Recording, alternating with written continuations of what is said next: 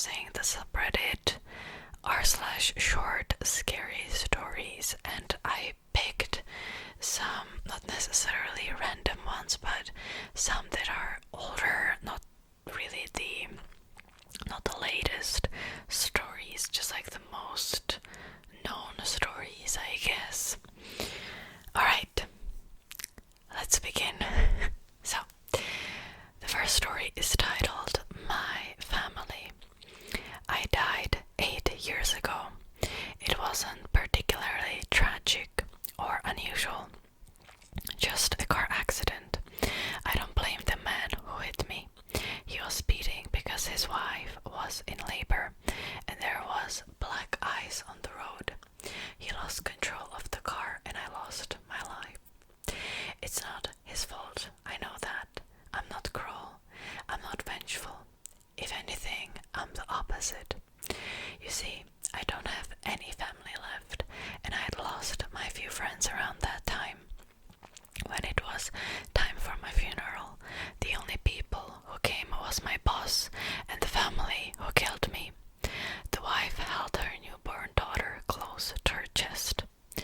I hated my boss, and the cemetery was awfully lonely, so I followed the family home. Lily may as well have been my own flesh and blood. She was sweet and bright and oh so very small. She had trouble sleeping if someone wasn't rocking her crib, and her parents were so tired. After they put her to bed, it was easy for me to rock her crib for her. I didn't get tired. I could help her. As the years passed, Jack and Laurie realized that they weren't alone in the house. It didn't take long from there to make a connection between my funeral and when I had showed up. And I had never been malevolent, so they weren't afraid or angry. They started to burn candles on the anniversary of my death day. They left an empty chair for meals and holidays. I really felt like a member of the family. Someone is trying to force the door. It's Laurie's ex. He's obsessive. He's angry. He's going to hurt the family. My family. The thing about ghosts is that the more offerings you get, the stronger you become. I'd been enjoying candles, trinkets, and even the occasional food item for the past 5 years. I was strong from that. The knife feels warm in my hand, a shock of heat against the ice of my skin. Laurie, Jack, and Lily are my family. I care about them, and they're not gonna join me yet. Okay, this was a really, really great story. Okay, next one. I know when my husband is cheating on me. I know when my husband is cheating on me. It's funny. Something like 60% of marriages end in infidelity. But you never think it'll be yours. There are so many articles on it too. How to tell, what signs to watch for. Is he spending too much time at the office or just working hard? Crappy episodes on daytime TV. Some silly girl sobbing as it's all revealed. These articles, shows, dramas, they are for weaker women. I knew the moment my husband didn't love me anymore. Oh, it'll start small. He'll smile more for no reason. He'll laugh at the little things she says or does. Things that he would have never in a million years found funny if you said them. And it'll only get worse. His face will light up like a sun when he sees her. And he will see her. You can't stop it. She's everywhere in his life. Invasive like a cancer. Or a leech, sucking all of his attention and love away from you. And then, even worse, his friends, your friends, will notice. They'll tell you they've never seen him before like this, how happy he is. It's enough to make you sick. And finally, he'll tell you he's never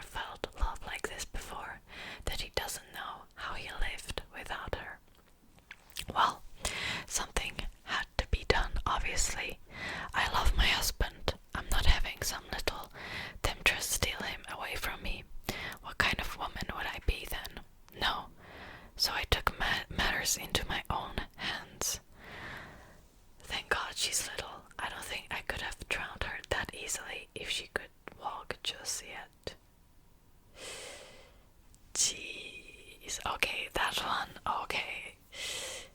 That one, just, yeah, those last few sentences just scared me a lot.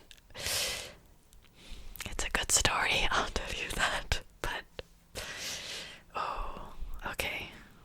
This one is a little longer.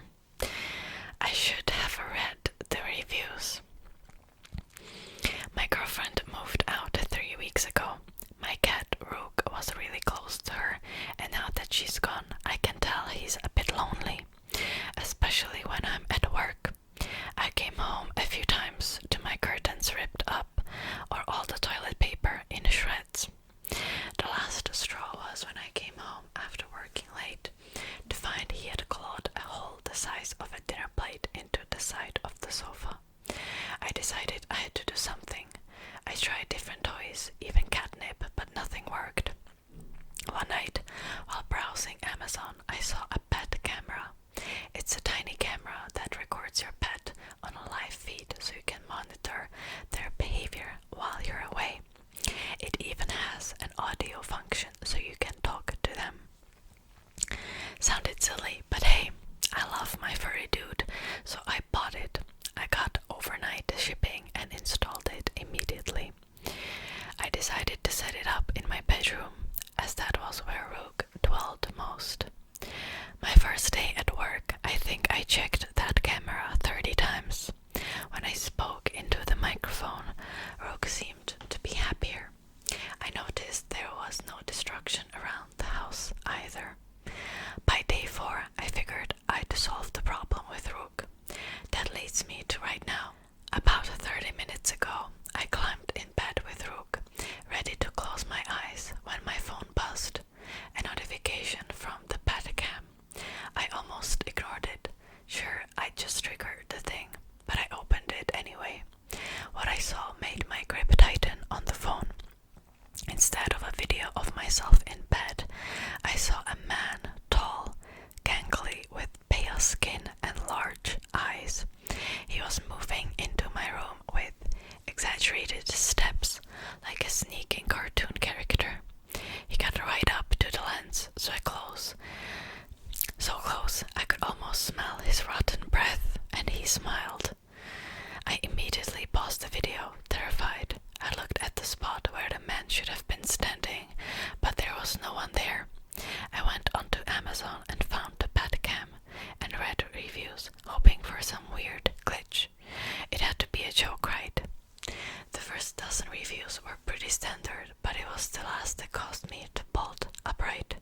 The customer complained that the camera was on time delay, sometimes as much as 15 minutes. I went back to the video and pressed play with shaky fingers. I watched in horror as the man slithered under my bed, giving the camera a wink before disappearing in the darkness. Then I saw myself enter the room and climb in bed before the video ended. Now I'm sitting in my bed, knowing he's under it. I could call the police, but I doubt I'd have time. So please do yourself a favor and read the reviews. Oh, okay. Okay. That one also gave me the chills. Okay. Last messages. Okay, this one is short, it's just messages. It looks really interesting. I love you, Mom. I can hear footsteps on the stairs. I think he's outside my room. I hear sirens, but they're far away. I'm hiding in the closet. I hope he didn't hear me. Hang on, I heard something downstairs. The cops are already here looking for him. They'll catch him. Don't worry, Mom, I'm safe. I love you. The cops said he's some escaped serial killer and he's been breaking into homes around the area. Yes, Mom, it's on the news now. I'll keep my doors locked. Messages are displayed in chronological order with most recent at the top. Oh, okay. Okay, so it started off with, yes, Mom, it's on the news now. I'll keep my doors locked. And then the last one is,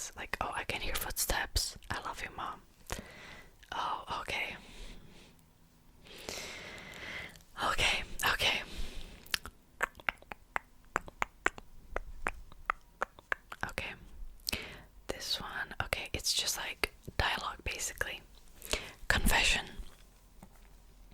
I'll move from side to side to differentiate between like the two characters, I think. Okay. You okay, buddy? Yeah.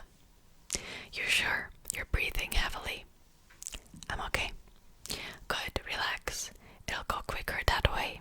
To start, I just need some basic information. Basic. Simple things. Okay. Let's start with an easy one. What's your name? Roy. Roy what? Fromayer. Well, Mr. Fromayer, how old are you? 16. Go to school? No. Why not?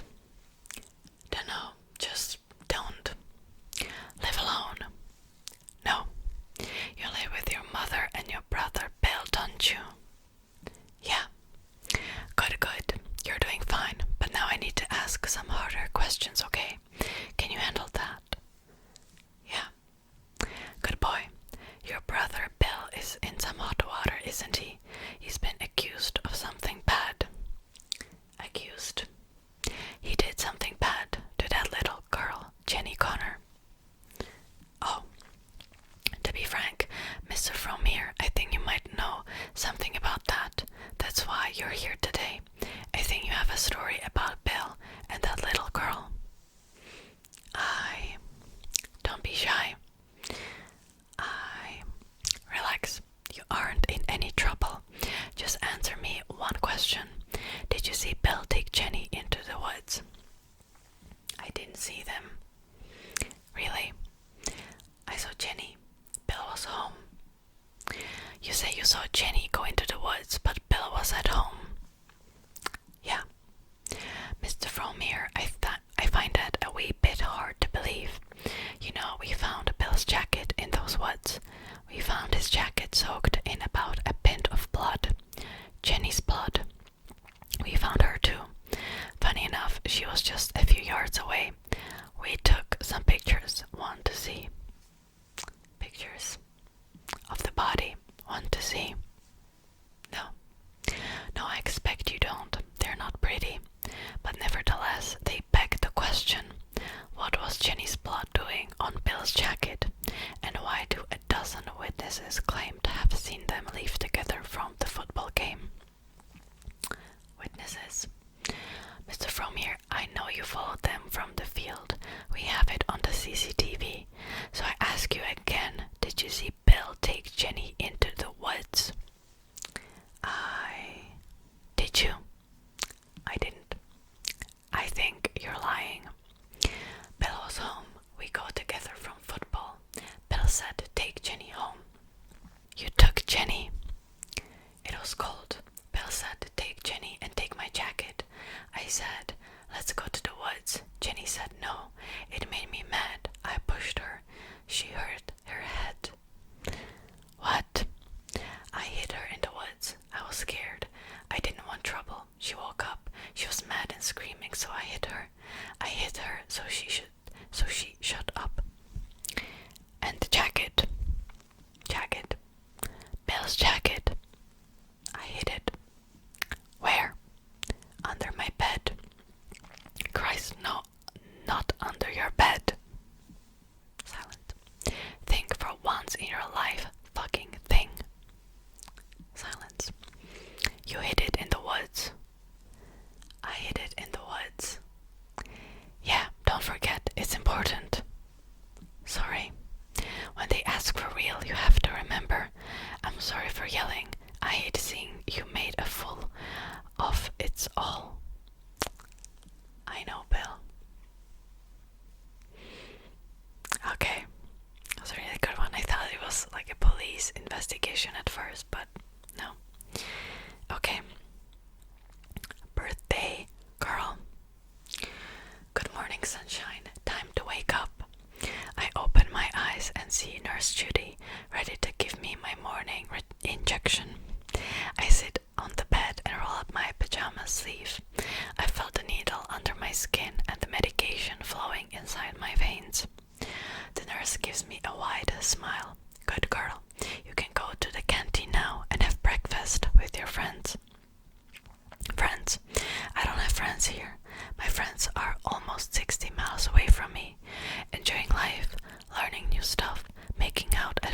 stories, certainly not spending their youth in a psychiatric ward.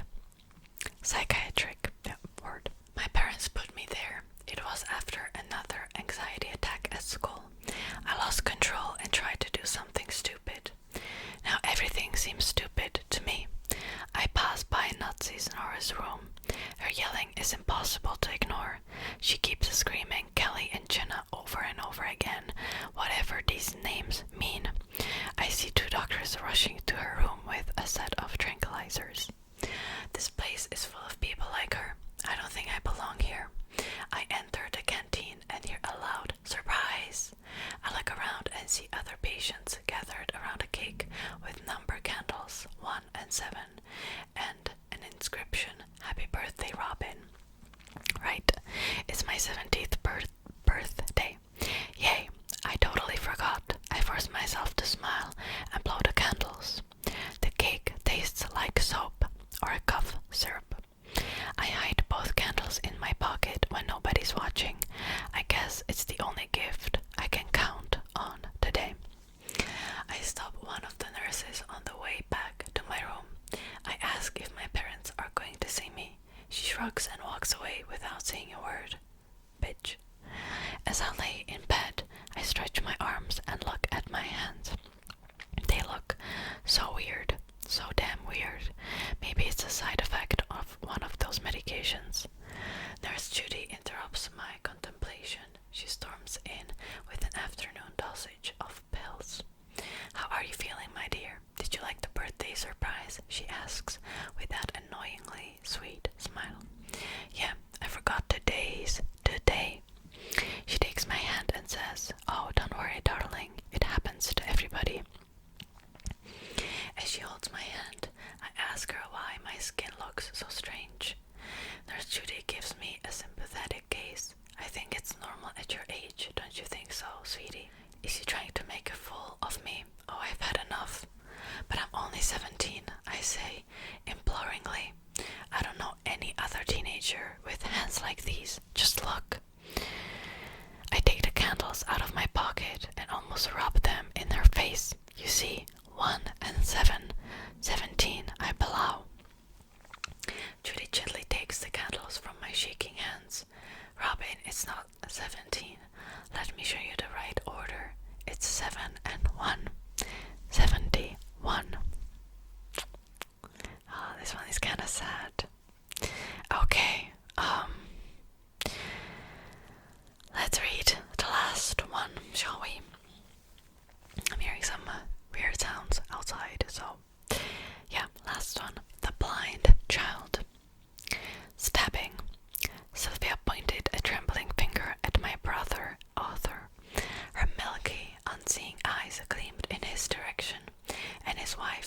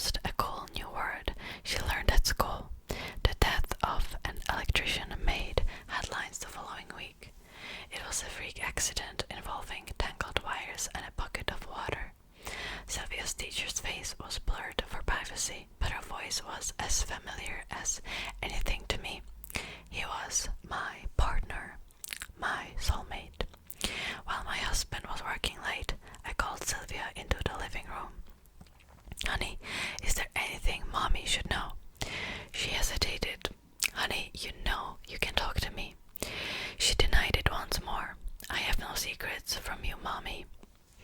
My husband walked into the living room with his hair tousled and his eyes distant. Instead of rushing to hug her dad, Sylvia simply turned towards him.